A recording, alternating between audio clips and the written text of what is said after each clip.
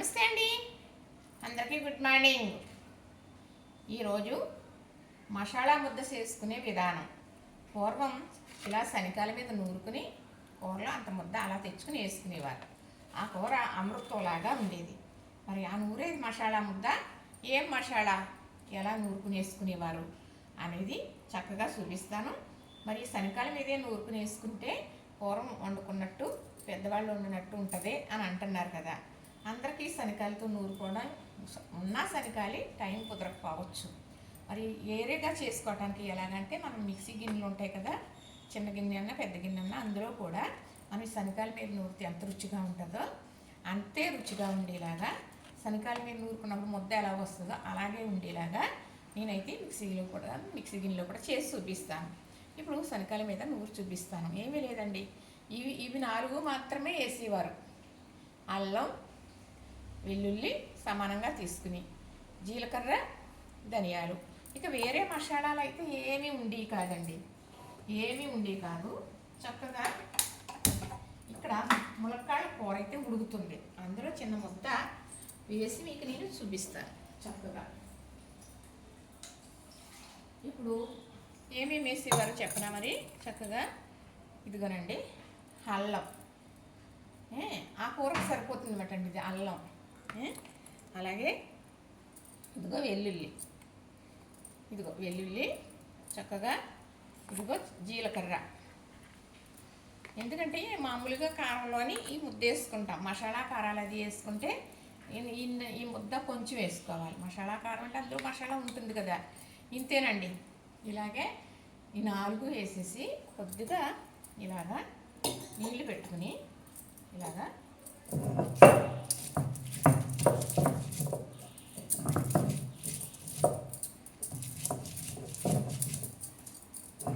నీళ్ళు చుక్క వదలాలండి. కొంచెం నీళ్ళు అనేది ఎత్తు ఉంటే గమ్మున నలిగిపోతుంది అన్నమాట.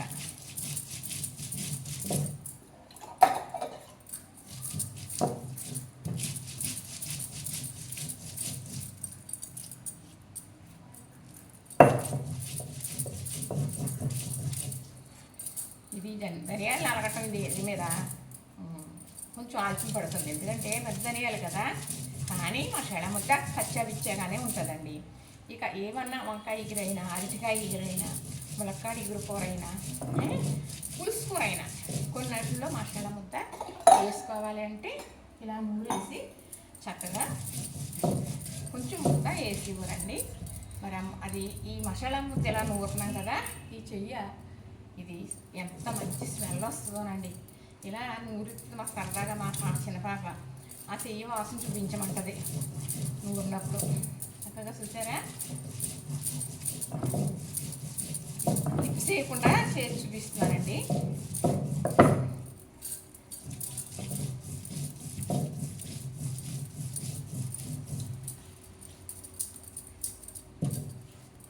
ఇంతేనండి. చక్కగా ఇది గరంగానే ఉండాలి, మామూలు మెత్తగా అక్కర్లేదు. సరిగ్గా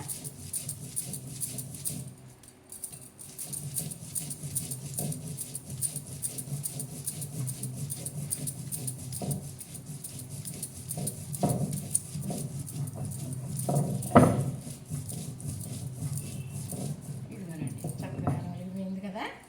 ఇలా తీసేసి చక్కగా ఒక గిన్నెలో తీసుకుంటారండి. ఇది ఇలా తీసి కూర అయితే ఉడుకుతుంది. ఇదిగో చక్కగా ఇదిగో ఉడుకుతుందండి ములక్కాడ ఎగురు కూర. ఇప్పుడు ఈ ముద్ద ఇందులో వేసేస్తున్నానండి.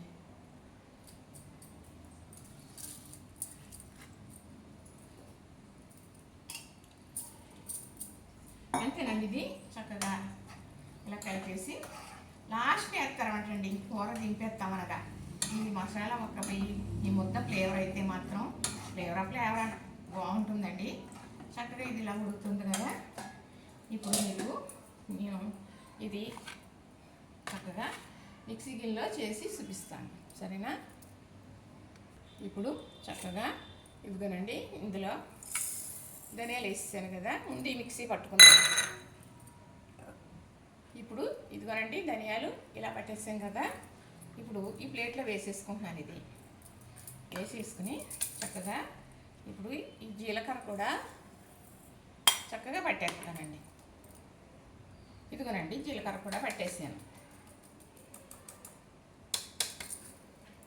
ఇప్పుడు అల్లం పట్టేస్తానండి. ఇది సరిగ్గా నలగదని చిన్న గిన్నె కొంచెం కొంచెం వేస్తూ పట్టేస్తాను. ఇదిగోనండి అల్లం కూడా పట్టేసాను కదా, తీసేసి ఇందులో వేసేస్తున్నాను. ఇప్పుడు ఎల్లుల్లిపాయ కూడా పట్టేస్తానండి. అంటే మన శనగల మీద నూరు మీకు నేను చూపించాను కదా, మరి అలానే ఉండాలి మసాలా ముద్ద. ఆ రుచి రావాలి అంటే ఇలా మిక్సీ గిన్నెలో ఇలా చేసుకుందరు, కానీ ఇలా చేసుకుంటే అలానే ఉంటుంది. ఇప్పుడు ఈ వెల్లుల్లి కూడా ఇలా పట్టేసాను కదా చక్కగా. ఇది ఈ 4 చక్కగా ఈ వేటికి అయ్యి మిక్సీ పట్టేసానండి. ఎందుకంటే పెద్ద గిన్నె అనుకోండి, మరి ధనియాలు నలిగాక జీలకర్ర వేస్తాను. జీలకర్ర నలిగిన తర్వాత అల్లం నలిగాక వెల్లుల్లి వేస్తే చక్కగా ముద్దలాగా వచ్చేస్తుంది అన్నమాట. అది మసాలా ముద్ద చేసుకుంటాను. మరి గిన్నె చిన్నది మూల మీకు ఎట్లకైతే పట్టి చూపించాను. ఇప్పుడు నూరాను కదా, ఆ నూరినట్టుగా మసాలా ఉండాలి. ఈ ముద్ద వేసుకుంటే కూర రుచి అలాగే ఉండాలి అంటే ఇలా చేసుకోండి. ఇప్పుడు ఇది మళ్ళీ నేను పెడతానండి మిక్సీ.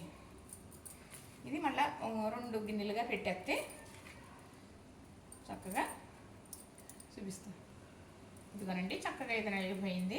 మనం నూరుకున్నట్టు ఇందాక అలాగా నూరేం కదా అలాగే ఉందండి. ఇదిగో చూడండి, ఇదిగో ఇప్పుడు ఇది కూడా పెట్టేస్తాను. ఇదిగోనండి చక్కగా అలా వచ్చేసింది చూసారా. ఇప్పుడు ఇది ఒక గాజు సీసాలో పెట్టుకుని మనం ఫ్రిడ్జ్లో పెట్టుకుంటే అప్పుడే నూరుకుని వేసుకున్నట్టుగా ఉంటుంది. ఇందులో వాటర్ వేయలేదు చూసారు కదా, ఉప్పు వేయలేదు. పసుపు వేసుకుంటే వేసుకోవచ్చులేండి. మనం నూరుకున్న వెంటనే వేసుకున్నట్టుగా ఉండాలని ఇలా చేశానండి. ఇది నూరుకున్న మసాలా ముద్ద. మనకి పూర్వం చేసుకునేది ఇలాగా చక్కగా ఈ గాజు సీసాలో పెట్టేస్తానండి. చూసారు కదా, ఇంతేనండి, ఇంతేనండి. ఇలా చేసుకున్నారే అనుకోండి, మనకి చికెన్ కానీ మటన్ కానీ ఇంకా వంకాయ, బీరకాయ, అరటికాయ, ములక్కాడ.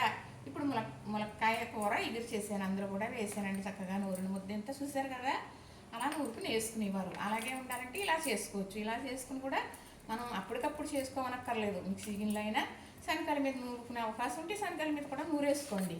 లేదంటే మనకి ఇలా బాగుంటుంది కదా, మిక్సీ గిన్నెలో చక్కగా అయిపోయింది కదా. అంటే నాకు చిన్న గిన్నె అంటే పెద్ద గిన్నె పని చేయట్లేదు, అందుకు కొంచెం అలా పెట్టి చూపించాను. అయితే మామూలు పెద్ద గిన్నె అనుకోండి, ధనియాలు నలిగిన తర్వాత జీలకర్ర నలిగాక అల్లం నలిగాక వెల్లుల్లి అలా వేసేసుకుని చక్కగా పట్టుకుంటే వెల్లుల్లిలోని ఉన్న తేమ, అల్లంలో ఉన్న తేమ వల్ల ఇలా వచ్చేస్తుంది. ఇంక వాటర్ అనేది సమస్య లేదు.